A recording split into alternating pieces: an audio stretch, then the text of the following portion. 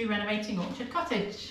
So you've joined us for part 3 of the First Look series. So in part 1, we showed you a first look around the outside of the property. Part 2, we showed you downstairs. And this is part 3, where we're going to show you upstairs, both our east wing and our west wing. God, that sounds so posh when I say that. So here we are again back in the entrance hall, and just a quick reminder that of course these were 2 old cottages and downstairs has been knocked into one, but upstairs still remains 2 separate cottages. So we've got 2 separate staircases that are back to back, one here in the entrance hall and one next door in the lounge, which we'll show you in a minute. Now the property faces exactly south. So we've got an east end and a west end, or as we like to call them, just because it sounds posh, an east wing and a west wing. So we'll take you up the west wing first and show you what's upstairs. So after you, carry on up. Got really tight staircases here. And again, actually, if you look up, we've got a few bits of, only small, but bits of beam which have been glossed and painted. So again, we want to expose those. And we've got exposed floorboards this end as well, which are very, very creaky, so another thing that we've got to sort out. Really creaky, but we've got amazing views again up here, across over the fields. The cows aren't out today, but it's lovely to see them when they are.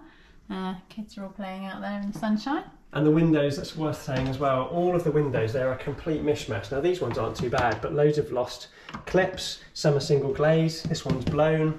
We really do need to change all of the windows, but the thing is, again, it's about money. So I think we've got 28 windows and 4 or 5 doors.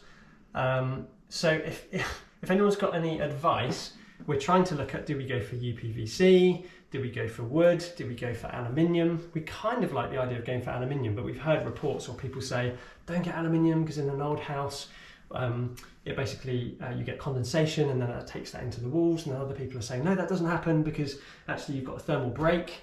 So if you've got any advice, if you've got an old cottage, an old house, or you know anyone that does, or any good window companies, then please do let us know, because at the moment we're just not quite sure what to do.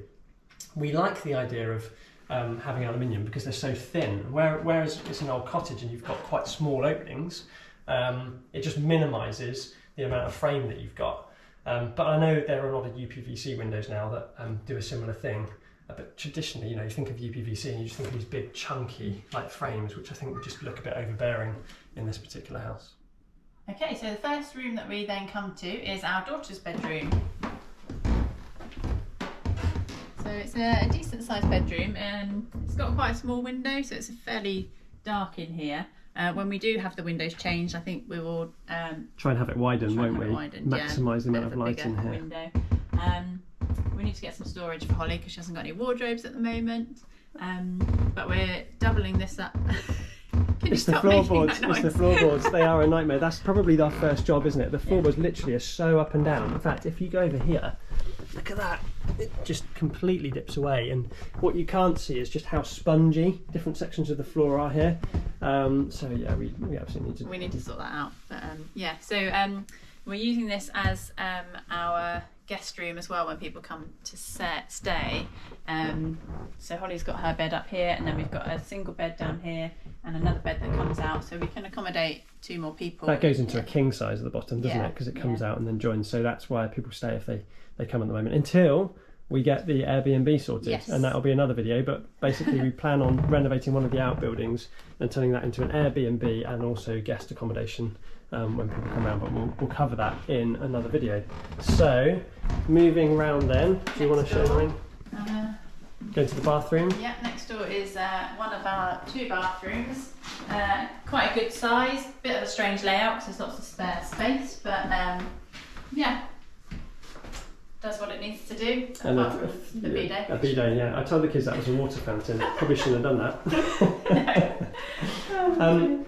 This, for me, looks like it's crying out for a bath to be underneath the window. I can imagine in the future having a freestanding bath here with those views. I think that'd be really, really nice. And the other quick thing to say is, again, because it's 2 cottages, there's 2 completely separate water systems. So we've got an airing cupboard with an independent tank. So again, I said earlier, AHS from Swindon, they've been absolutely fantastic. Their managing director came out and had a really good look over the system, spent ages with us and was really, really knowledgeable. Can't recommend them highly enough. And they're coming back to install a new system for us and that's going to comprise of 2 hot water tanks, one at each end, and then plumbing that into the oil boiler that's outside. So that will make things a lot easier. And also, of course, then it will all be one system, but we'll have the 2 tanks, won't we? Which would be great, because then you can. One of the things we had in our old house, we had that issue where if someone was having a shower in one of the showers and then the other one went on, it kind of went hot or cold, or a little bit, pressure dropped. Whereas we won't get that at all, because we have independent cold and hot water tanks at each end. So with kids that are going to grow up to be teenagers, I think that's a really good idea. Yeah, that'll be good. Right, and then at the end of this corridor is the next bedroom, which is our eldest son's bedroom. So beware, teenage room. Actually looking quite tidy. Looking really tidy. Yeah. Again, no curtains or blinds. We need to have a think about that. Fireplace as well. Fireplace is really nice. Except they've glossed it again. What a surprise. So we've got to sort all that out again. I said earlier, but if anyone's got any ideas about how to remove gloss paint from wood and beams, please do let us know, because I know probably some people are going to say sandblasting, but I just think that's just like such a messy job to do. But anyway, maybe that is the answer. But if you've got any ideas or any suggestions or any tips, or actually what to do with the fireplace, obviously our son has made it into a shrine for Man United, which I've got no issues with, but you know, at a later point it would be good to do something with it to make that look quite nice. But yeah, this is his room. I think he's really lucky because he's got dual aspect. He's got windows at both ends. It's the only room of the upstairs that spans the width of the house. So yeah, he's got amazing views front and back as well. Right, I think that's the end of the west wing. The west wing, yeah. So we're coming back here into the lounge, and now we're going to go up the east wing staircase. So after you, another quirky staircase, and this sits exactly back to back to the other one that we've just taken you up in the west wing.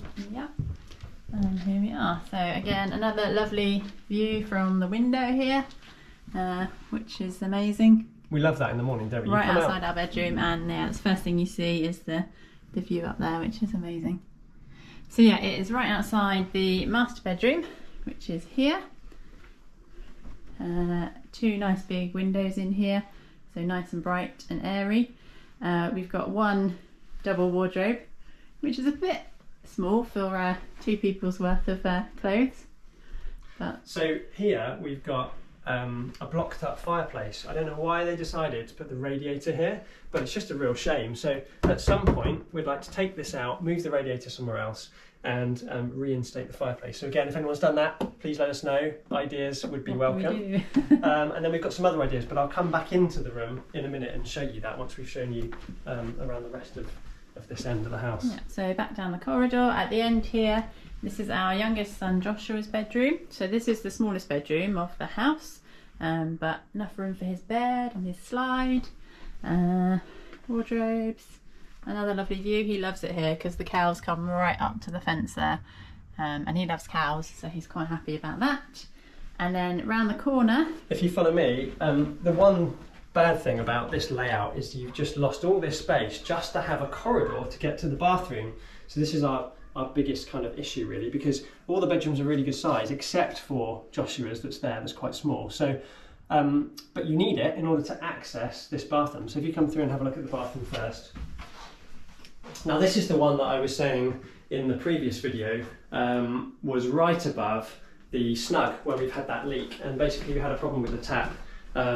Strangely enough, the tap wasn't actually screwed down properly, so all the water was running down there. Now unfortunately, whoever put this bathroom in decided not to put a removable panel on. No, it was tiled, wasn't it? It was tiled, yeah, it was a nightmare. So I had to smash the whole lot out just to get underneath right the bath. under there. And fix the leak. So that was a bit frustrating, and that happened in the first, I think it was a week or maybe 2 weeks. There's not a lot of access there, as you can see, a tiny gap, so that was a bit of a squeeze, wasn't it? Absolutely like that. But I mean, the bathroom itself's fine, shower's good. Again, we've got another tank in the airing cupboard there. But we have got plans, haven't we, for this? Yeah, so basically what we'd like to do is, well, if you come this way, is basically to make Joshua's bedroom bigger. So move that wall that's there out to here. So his door frame then is on this side. His doorway, sorry, is on this side. That will give him a much bigger room. He will then have that bathroom as an ensuite. And what we'll do is turn that into a Jack and Jill ensuite. So coming back to our bedroom, what we would try to do is to knock a doorway through here. We might have to move the bed up slightly, but what we would do is knock a doorway through here. This is only stud wall. Knock a doorway through here, and then we'll have a Jack and Jill ensuite, which will be fine for us. It'll be great because we get an ensuite, which is what we wanted, and it then means that Joshua's bedroom can be bigger. So then we'll have 4 decent double-sized bedrooms. Of course, again, we won't have that spare room that we used to have in the old house, but we will gain that with the outbuilding and the Airbnb that we want to do. But again, we'll cover that in another video. So thanks for joining us as we've shown you the upstairs. And please don't forget to like and to comment and to subscribe. When you do subscribe, don't forget to hit the bell icon, and then you'll get a notification for the next video. We'll see you next time. Yeah. Bye. Bye.